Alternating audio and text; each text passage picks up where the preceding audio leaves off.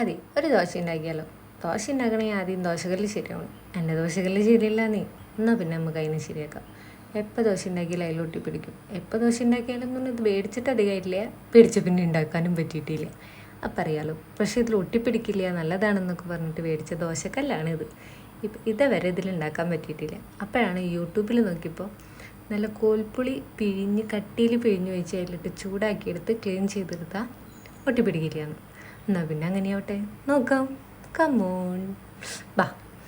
ഇനി കല്ല് ചൂടായിട്ട് ഞാൻ കുറച്ച് വെള്ളത്തിൽ കുറച്ച് വെളിച്ചെണ്ണ ഒഴിച്ചിട്ടുണ്ട് കേട്ടോ. എന്നിട്ട് അത് നന്നായി തേച്ച് കൊടുക്കാമെന്ന് വിചാരിച്ചു. കല്ല് നല്ല ചൂടാണ്. ഈ കല്ല് നന്നായി പെട്ടെന്ന് ചൂടാവും കേട്ടോ. ഇനി അങ്ങനെ വെച്ചിട്ട് ഞാൻ തീ കുറച്ചിട്ടിട്ടും നോക്കി, കൂട്ടിയിട്ടിട്ടും നോക്കി, എങ്ങനെ നോക്കിയാലും ദോശ ശരിയാവില്ല. എന്നാൽ പിന്നെ പുളി പ്രയോഗം നോക്കാമെന്ന് വെച്ചു. ഹായ്, കിട്ടുന്നുണ്ടല്ലോ. എൻ്റെ മുഖത്ത് നല്ല സന്തോഷമുണ്ട്. ഞാൻ ഒട്ടും പ്രതീക്ഷിച്ചിട്ടുണ്ടായില്ല ഇങ്ങനെ കിട്ടുന്നു.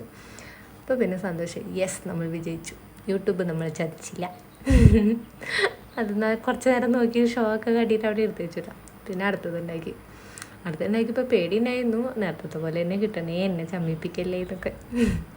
പിന്നെയാണ് മനസ്സിലായി പറ്റിച്ചു. കിട്ടണില്ല, ആദ്യത്തെ മാത്രമേ കിട്ടിയുള്ളൂ. നല്ല ഒട്ടി പിടിച്ച് കഷ്ടപ്പെട്ടിട്ടാണെങ്കിലും അത് ഞാൻ ഒരു വിധത്തിൽ പറിച്ചെടുത്തു.